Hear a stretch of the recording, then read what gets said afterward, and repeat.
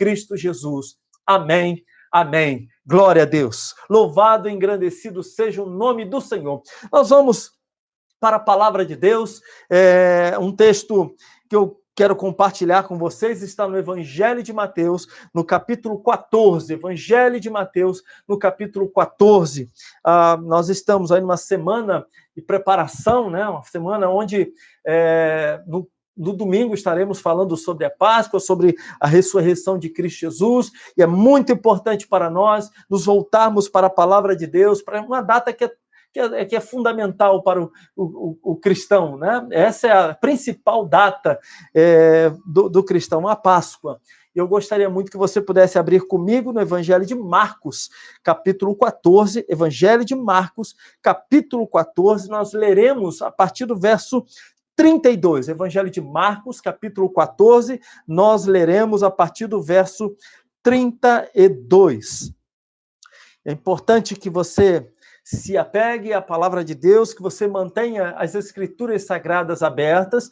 É muito importante que você possa acompanhar tudo que será dito aqui. Eu espero que o Senhor manifeste o seu poder, a sua graça, como tem feito, e que a sua vida seja edificada em o nome de Cristo Jesus. Evangelho de Marcos, capítulo 14, a partir do verso 32, nos diz assim: Então foram para um lugar chamado Getsêmani, e Jesus disse aos seus discípulos: Sentem-se aqui enquanto vou orar. Levou consigo Pedro, Tiago e João, e começou a ficar aflito e angustiado. E lhes disse: A minha alma está profundamente triste, numa tristeza mortal. Fiquem aqui e vigiem.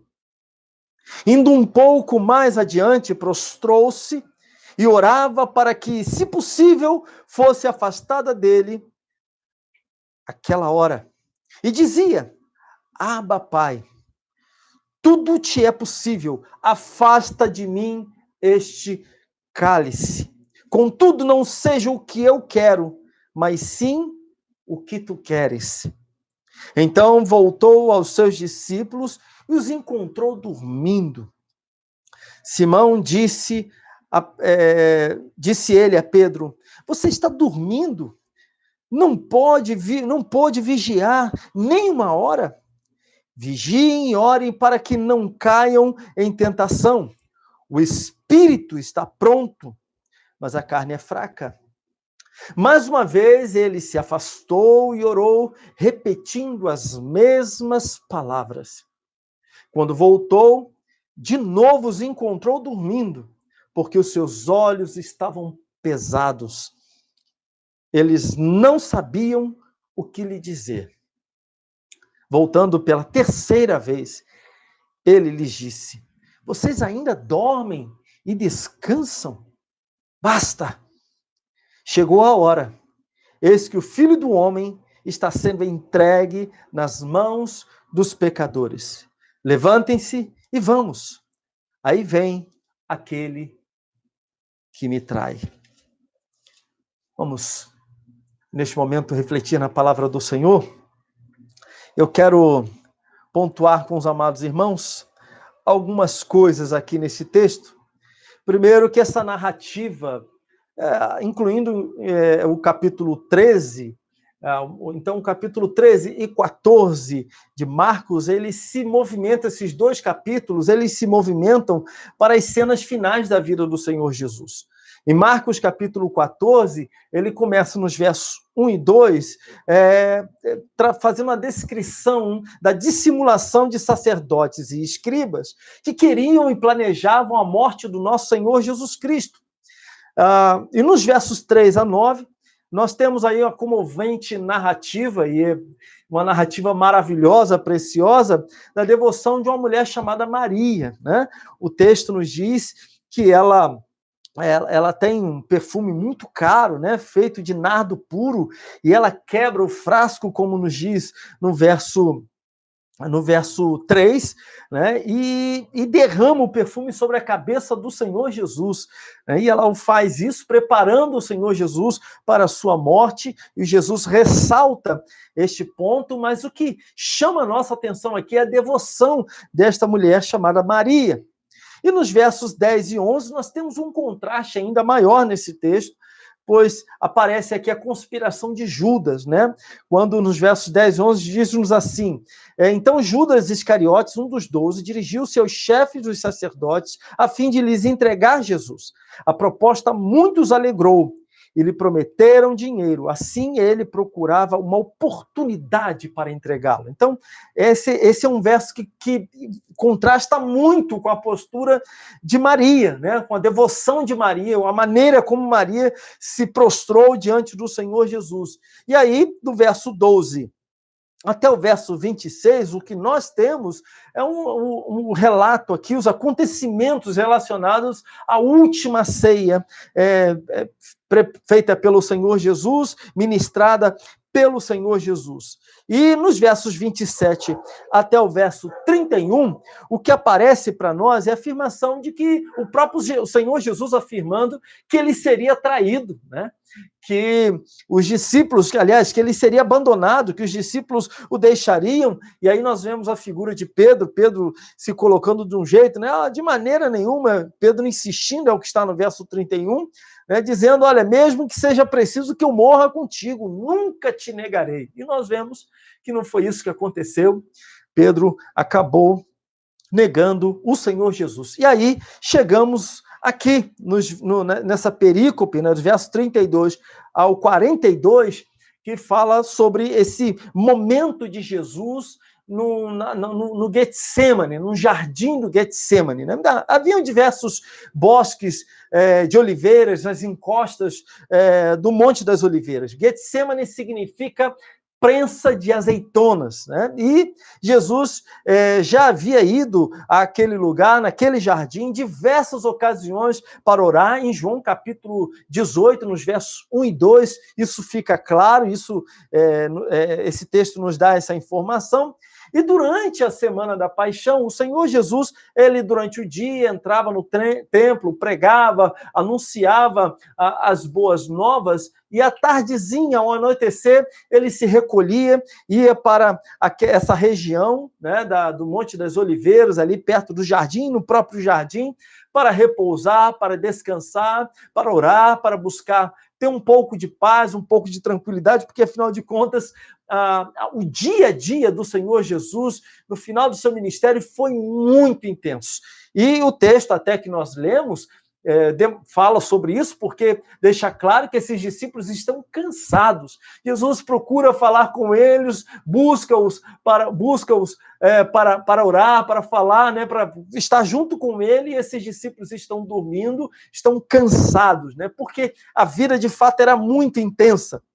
Jesus, então, pede para que 8 discípulos fiquem ali na entrada do jardim, eles se mantivessem ali orando, vigiando, e Pedro, Tiago e João, ele continua com os 3, são os mesmos, isso é bastante significativo, que estavam com Jesus na transfiguração, eles agora estão com o Senhor Jesus também nesse momento tão intenso, né, e tão marcante da vida do ministério do Senhor Jesus, e que tem muito a nos ensinar. E eles seguem com Jesus, mas também não conseguem, estão cansados, estão exaustos. Pois bem, eu quero dar uma olhada, verificar algumas coisas aqui com os irmãos, nós vamos fazer algumas considerações, analisar alguns pontos, e no final eu vou fazer as considerações finais e aplicações, tá bom?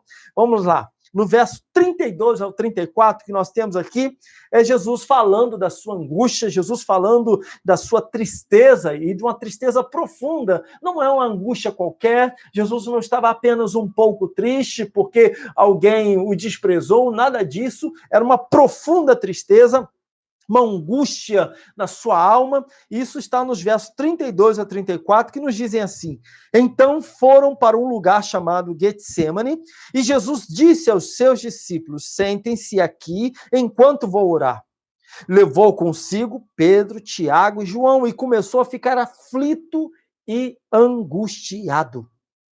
E disse-lhes: a minha alma está profundamente triste, numa tristeza mortal. Fiquem aqui e vigiem. Essa tristeza do Senhor Jesus era tão intensa, o que fica muito claro aqui nesse momento tão difícil da vida do Senhor Jesus. Essa tristeza era tão intensa, sua angústia era tão intensa, que Jesus sentia a necessidade da companhia dos seus discípulos, de eles ficarem ali velando com ele, orando, vigiando junto com ele. Jesus careceu ali da companhia desses discípulos, ele necessitou, naqueles momentos, da presença dos seus discípulos. Tamanha era a angústia, tamanho era o problema que varria o seu coração, a luta, a angústia que vinha sobre o seu coração. E é interessante, essa necessidade, ela fica expressa nos versos 34, né? No verso 34, quando diz: a minha alma está profundamente triste, numa tristeza mortal, fiquem aqui e vigiem. Jesus está querendo que eles mantenham-se ali. No verso 37 também, né, Jesus questiona: você está dormindo? Se vira para Pedro, né, e diz: você está dormindo? Não pôde vigiar nem por uma hora? No verso 40, ele vai fazer a mesma coisa. No verso 41, a mesma coisa. Ele volta para esses discípulos porque ele carece, ele precisa, ele ali, o seu corpo, a humanidade de Cristo necessitava da presença dos seus amigos, dos seus discípulos, da oração, da vigilância, do estarem ali presentes, de fato, com o coração deles. Mas o fato é que esses homens estavam cansados e eles não conseguiram, eles não tinham nem o que dizer para o Senhor. O corpo físico deles estava muito abatido, eles estavam cansados.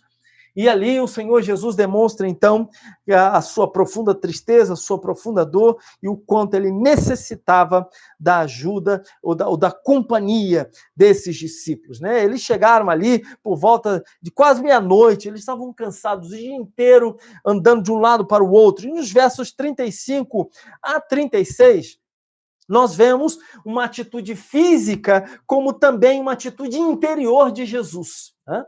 E eu quero pontuar, analisem comigo, indo um pouco mais adiante, olha só, prostrou-se e orava para que, se possível, fosse afastada dele aquela hora. E dizia: Abba, Pai, tudo te é possível, afasta de mim este cálice. E ele diz mais: contudo, não seja o que eu quero, mas sim o que tu queres. Meus irmãos, os judeus naquela época costumavam orar levantando os olhos aos céus e com as mãos também dirigidas, levantadas aos céus. Era assim que eles oravam. Mas o que nós vemos aqui, e algo que deve chamar a nossa atenção, que o Rei da Glória se prostra diante do Senhor, com o rosto em terra, angustiado, com seu coração abatido, ele se volta para o Pai com o rosto em terra, clamando ao Pai, dizendo: Pai, se for possível, afasta de mim, tira de mim, afasta de mim esse cálice, se for possível, Senhor, tira isso da minha vida, se for possível, mas todavia seja feita a tua vontade. Mas ele está com o rosto em terra, ele está com o semblante, ele está prostrado diante do Pai. Meus irmãos, algumas pessoas angustiadas, algumas pessoas que têm o coração afetado, profundamente afetado pela angústia, acabam se desesperando. Outros ligam o módulo de fuga, saem correndo, querem fugir de alguma maneira, e a fuga, às vezes, pode se dar por diversas coisas. A fuga pode acontecer no entretenimento, a fuga pode acontecer indo para um lugar para o outro. Muita gente tem a sua fuga na bebida, nas drogas. É isso que acontece com muita gente. Tantos outros acabam em momentos assim de angústia, de dor, de tristeza profunda, acabam de alguma maneira se revoltando contra Deus. Lembram da mulher de Jó? O que ela disse? Ela vira para o seu marido e diz para ele: olha, amaldiçoa o teu Deus e morre. Vai lá, Ela estava revoltada com tudo aquilo. Ela não conseguia compreender o porquê ela estava passando por isso, e então ela se revolta contra Deus. Mas a postura do nosso Senhor Jesus diante do Pai nos diz muita coisa, porque ele não se revolta, ele não tenta fugir, ele não se desespera, mas ele coloca o rosto em terra, ele se dobra diante do Pai, ele dobra os seus joelhos e clama e ora. Mas uma outra coisa que nós vemos nessa postura do Senhor Jesus, uma postura de oração, é que ele está ali em submissão total ao Pai. No verso 36, o que nós vemos que ele que busca, ele está querendo a vontade do Pai. Ele vai dizer o seguinte: contudo, não seja o que eu quero, mas sim o que tu queres. Isso revela a submissão de Jesus ao Pai. Adão, quando buscou satisfazer a sua própria vontade, o resultado disso foi a sua queda, é a queda da humanidade. Mas Jesus buscou fazer a vontade do Pai, não a sua própria vontade. Adão queria fazer a vontade do seu próprio coração e resultou em queda. Jesus buscando fazer e procurando fazer a vontade do Pai e fez a vontade do Pai, o resultado disso foi a abertura da porta de salvação para os pecadores. Notemos que essa oração de Jesus, ela não é feita numa tentativa de procurar mudar a vontade do Pai. Jesus não ora buscando mudar a vontade do Pai. Ao contrário, Jesus ora se submetendo à soberania do Pai, submetendo a sua vida ao Pai, dizendo: seja feita a tua vontade, não a minha vontade. E esta oração, meus irmãos, também ela demonstra uma profunda intimidade de Jesus com o Pai. Notem que no verso 36, ele chama Abba Pai, né? Esta é uma expressão, o termo Abba, em aramaico, significa meu pai ou papai, né? Que denota aí uma intimidade, uma confiança muito grande. Alguns chegam a traduzir como paizinho, né? Ou papaizinho, mas não é correta essa tradução ou essa colocação. Colocar o termo no diminutivo não seria correto, porque a ideia aqui é de alguém maduro se referindo ao seu pai, com muito amor, honra e respeito. Aqui, esse termo, quando Jesus diz Abba Pai, ele está falando de familiaridade, ele está falando de proximidade. E é interessante notar que, na transfiguração, o Pai disse: este é o meu filho amado, em quem me comprazo, em quem me agrado. E agora aqui no Getsemane, é o filho que diz ao pai: Abba, Pai, o meu Pai. Então Jesus aqui não está orando a uma divindade distante. Jesus não está falando com um ser distante, mas Jesus está, ou com um ser indiferente, mas Jesus está falando com o seu Pai. E é com essa confiança que ele se coloca.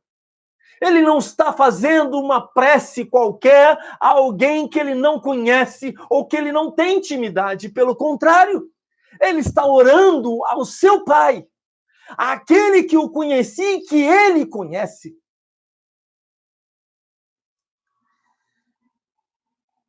E nos versos 37 a 39,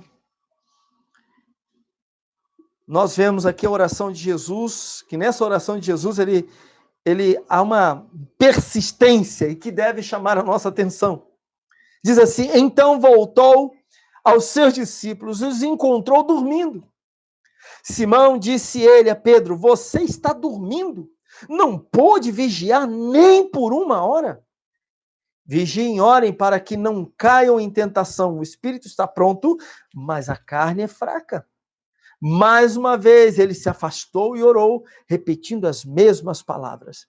Verso 40, quando voltou, de novo os encontrou dormindo, porque seus olhos estavam pesados. Eles não sabiam o que lhes dizer. O que nós percebemos aqui É uma persistência do Senhor Jesus, é uma postura que deve chamar a nossa atenção, uma postura de oração, de alguém que continua clamando a Deus, de alguém que continua se curvando diante do Pai. Jesus continuou se curvando, orando, falando com o Pai.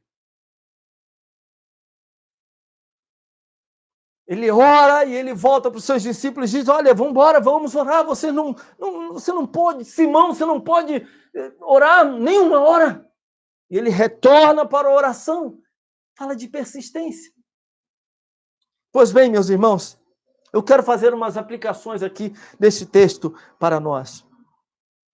A primeira aplicação que eu quero deixar aqui com vocês é que, assim como Jesus, que em sua profunda angústia buscou a companhia dos seus discípulos, daqueles que temiam a Deus, aqueles que andavam com ele, assim nós também, em muitos momentos da nossa vida, nas angústias da nossa vida, nos momentos mais críticos da nossa vida, nós também vamos precisar de homens e de mulheres, de pessoas, de amigos, pessoas que possam orar conosco, possam estar conosco.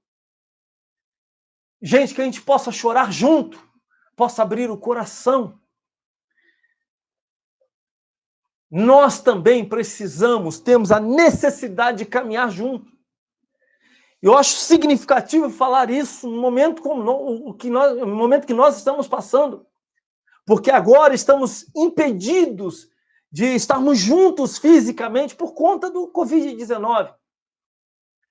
Por uma questão de prudência, nós nos ausentamos aí, estamos nesse período de isolamento social.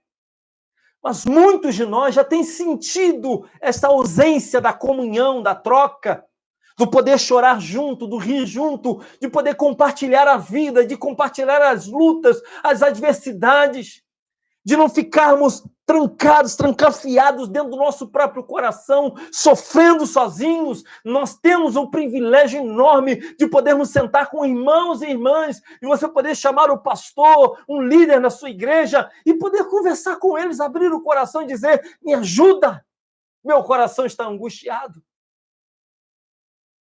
E eu creio que mesmo estando nós distantes uns dos outros, fisicamente distantes, de não podermos estar juntos, abraçando uns aos outros fisicamente, nós podemos ligar para o irmão. Você pode, se você está angustiado, você pode ligar para alguém. Você pode compartilhar a sua dor, a sua luta. Meu irmão, minha irmã, você não precisa ficar com a cabeça no travesseiro, chorando, angustiado. Você pode e deve compartilhar as suas angústias, mas não compartilhar com qualquer pessoa. Compartilha com quem teme a Deus, compartilha com quem ama ao Senhor, compartilha com quem pode te ouvir e orar com você. Compartilha com o pastor. Manda mensagem. Não fica aí naquela coisa, ninguém me liga. Liga você. Tem muito disso, né? Não, ninguém está me ligando. Liga você.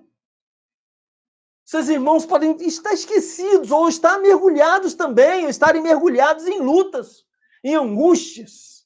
Mas abra o coração, todos nós. Se o Senhor Jesus teve necessidade de ter os seus discípulos ali com ele, nos momentos de tanta luta e dor que ele enfrentou, de angústia, profunda angústia, de tristeza mortal que invadiu seu coração, quanto mais nós. Nós precisamos de gente. Você precisa de Deus, mas você também precisa de gente do seu lado. E há muita gente que despreza a companhia dos irmãos. Nós precisamos de gente do lado. Por isso que não existe essa de igreja, né? Eu não preciso de ninguém. Sou eu e Deus, somente eu e Deus, acabou. Nada. Nós precisamos uns dos outros, nós edificamos a vida uns dos outros, nós consolamos, confortamos, aconselhamos uns aos outros, exortamos uns aos outros. Então você precisa do seu irmão. Da mesma maneira que o Senhor Jesus precisou da companhia dos seus discípulos, você precisa do seu irmão. Está angustiado?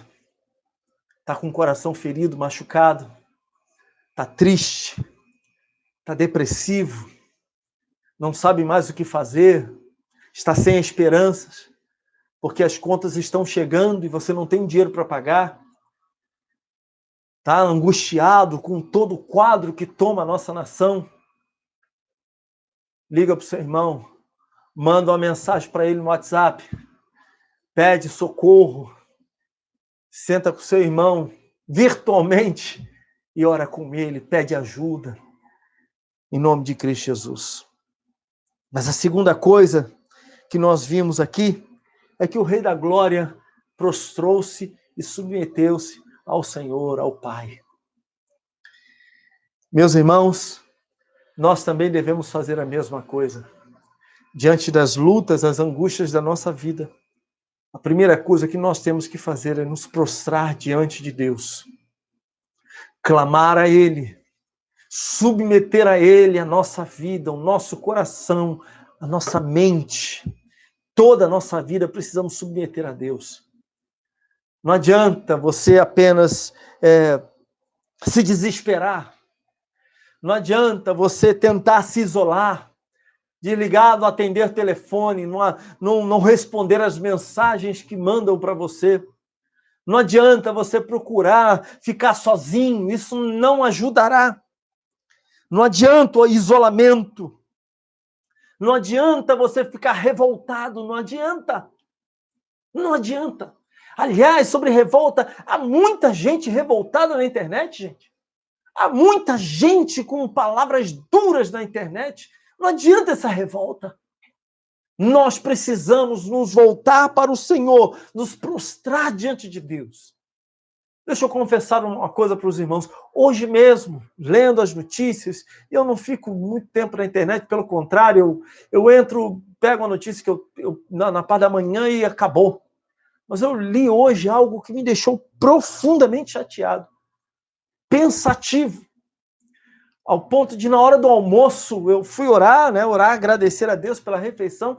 Eu chamei, eu falei assim: olha, Senhor, me ajuda, meu coração está tumultuado, estou chateado, revoltado, tem alguma coisa errada dentro de mim. Limpa o meu coração, Senhor. Porque essa revolta por si só não leva a nada. Então, qual é a atitude que nós precisamos ter? O que é que nós devemos fazer? Meu irmão, minha irmã, prostre-se diante do Senhor, o Rei da Glória, e submeta, coloque diante dele tudo aquilo que angustia o seu coração. E Deus limpará o seu coração. Deus removerá essa angústia do seu coração. Submeta a Ele. Nós temos que orar, nós temos que nos prostrar, nós temos que nos submeter ao Senhor. E por último, é muito importante que a gente também persista nas orações que a gente faz. Não poucas vezes pessoas já falaram para mim: não, mas eu já orei 2 vezes, 3 vezes, eu já orei tanto por isso que estou cansado, já não aguento mais. Né? Continue orando, persista. Não pare de orar. Continue clamando diante do Senhor, continue submetendo diante de Deus o que tem te angustiado. Não pare, mas persista em oração. Que o Senhor te abençoe, que o Senhor derrame graça sobre a sua vida, que o Senhor te fortaleça. Nos momentos em que o seu coração estiver angustiado, submeta a sua vida a Deus. Submeta o seu interior ao Senhor. Coloque diante de Deus a sua vida e permita que a graça do Senhor inunde o seu coração e cure, restaure a sua alma. Volte-se para a presença de Deus. Prostre-se diante do Senhor. Ligue para um irmão, uma irmã. Está angustiado, compartilhe a sua angústia. É importante termos pessoas e gente que de fato tema ao Senhor. Gente do nosso lado, para orar com a gente, para clamar com a gente, para chorar com a gente, para rir com a gente. Deus te abençoe, rica e abundantemente. Fiquem na paz do Senhor Jesus.